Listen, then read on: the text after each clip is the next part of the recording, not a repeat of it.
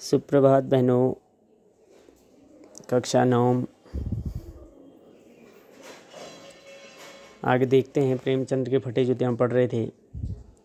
आगे लेखक कह रहे हैं, तुम फटा जूता बड़े ठाठ से पहने हो, मैं ऐसे नहीं पहन सकता। फ़ोटो तो ज़िंदगी भर इस तरह नहीं खिंचवाऊँ, चाहे कोई जीवनी बिना फ़ोटो के ही छाप दे। तुम्हारी यह व्यंग मुस्कान मेरे हौसले पस्त कर देती है। क्या मतलब है इसका? कौन सी मुस्कान है यह? क्या होरी का गोदान हो गया? क्या पूस की रात में नील गाय हल्कों का खेत चर गई? क्या सुजान भगत का लड़का मर गया क्योंकि डॉक्टर क्लब छोड़ के नहीं आ सकते? नहीं, मुझे लगता है माधो औरत के कफन के चंदे की शराब पी गया, वही मुस्कान मालूम होती है। मैं तुम्हारा जूता फिर देखता हूँ कैसे फट गया यह। मेरे जनता के लेखक क्या बहुत चक्कर काटते रहे? क्या बनिए के तगादे से बचने के लिए मील 2 मील का चक्कर लगाकर घर लौटते रहे?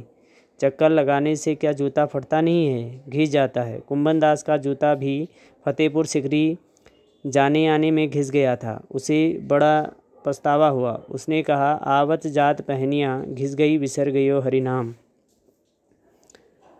और ऐसे बुलाकर देने वालों के लिए क्या कहा था? जिनके देखे दुख उपजत हैं, तिनको करबो पैरे सलाम। चलने से जूता घिसता है, फटता नहीं। तुम्हारा जूता कैसे फट गया? मुझे लगता है तुम किसी सख्त चीज़ को ठोकर मारते रहे हो। कोई चीज़ जो परत पर परत सदियों से जम गई है, उसे शायद तुमने ठोकर मार मार कर अपना जूता फाड़ दिया। कोई टीला जो रास्ते पर खड़ा हो गया था, उस पर तुमने अपना जूता आजमाया।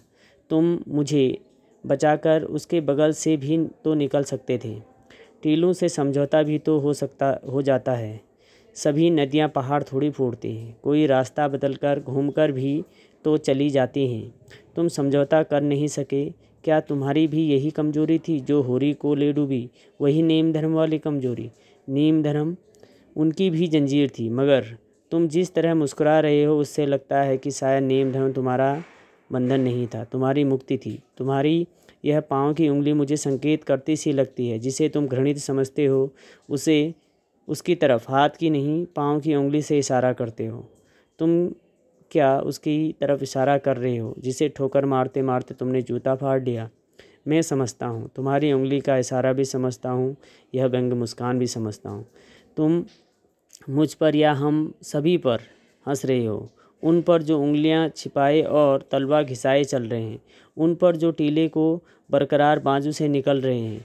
तुम कह रहे हो, मैंने तो ठोकर मार मार कर जूता फाड़ लिया, उंगली बाहर निकल आई पर पाँव बच रहा है और मैं चलता रहा। मगर तुम्हारी उंगली को ढकने की चिंता ने तलवे का नाश कर रहे हो। तुम चलोगे कैसे? मैं समझता हूँ, मैं तुम्हारे फटे जूते की बात समझता हूँ, उंगली का इशारा समझता हूँ, तुम्हारी व्यंग मुस्कान समझता हूँ।